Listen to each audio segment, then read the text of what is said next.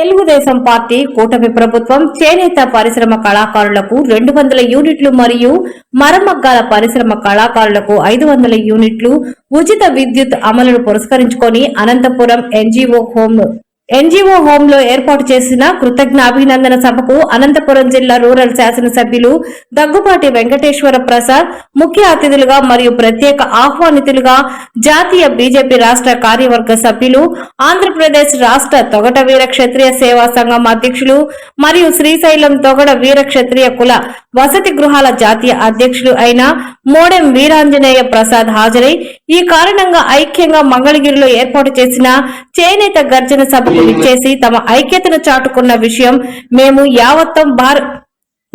యావత్తు భారతదేశ ప్రజలకే కాకుండా ఇతర దేశాలలో నివసించే తెలుగు వారందరికీ వాట్సాప్ గ్రూపుల ద్వారా, ఐక్య వేదికల ద్వారా మరియు వరల్డ్ వీవర్స్ ఆర్గనైజేషన్ ద్వారా వారి ఉప గ్రూపుల ద్వారా మరియు ఫేస్బుక్ గ్రూపుల ద్వారా కోట్లాది మంది దృష్టికి తేవడం జరిగింది అని పేర్కొన్నారు. అన్ని కులాల కంటే కూడా రాజకీయంలో చాలా విలువలు ఉన్నారు. దైవజీలందరూ కూడా మీరు బాగా అర్థం చేసుకోవాలి. పెద్దలందరికీ వచ్చేస్తారు.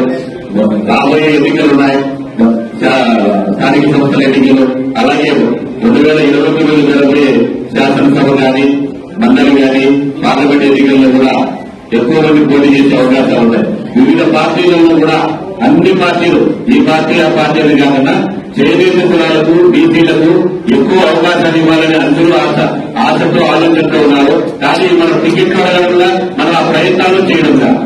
అలాగే భారతీయ జనతా పార్టీ భవిష్యత్తులో ఎంతో ఎదిగే అవకాశం ఉంది.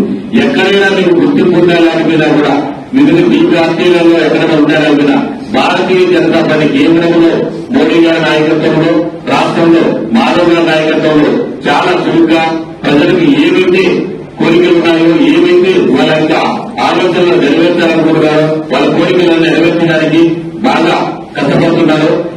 మన కులానికి నేను విజ్ఞప్తి చేసేది ఏంటంటే ఇవన్నీ ఎంతసేపు వ్యాపారం చేసినాం, సంపాదించడం, ఒక ఇల్లు కొన్నా, ఒక ఇల్లు కొనాలి, కమర్షియల్ బిల్డింగ్ కొన్నా, ఇంకోటి కొనాలా, ఇలాంటి వాతావరణం నుంచి మనం రాజకీయంగా మాత్రం ఎదగాలనడానికి తొలి ప్రాధాన్యతగా తీసుకొని త్వరలో జరగబోయే స్థానిక సంస్థల ఎన్నికలు కానీ 2029 జరగబోయే శాసనసభ పార్లమెంట్ ఎన్నికలు